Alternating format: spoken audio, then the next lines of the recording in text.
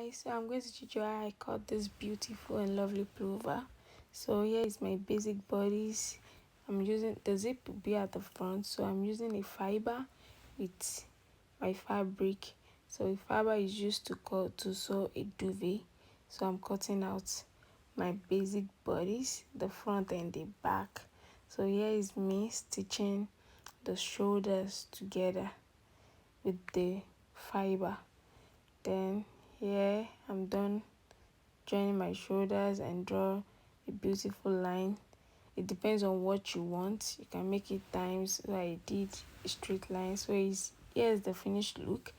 So I put my zip, my lining, the sleeve, and I did an inseam finishing. You can see how beautiful and gorgeous this is looking inside. There is no rough edges. I really love this project. It was great. Look at how puffy it is and look at how neat it is. So here's the finished look, guys. I hope you learned something from this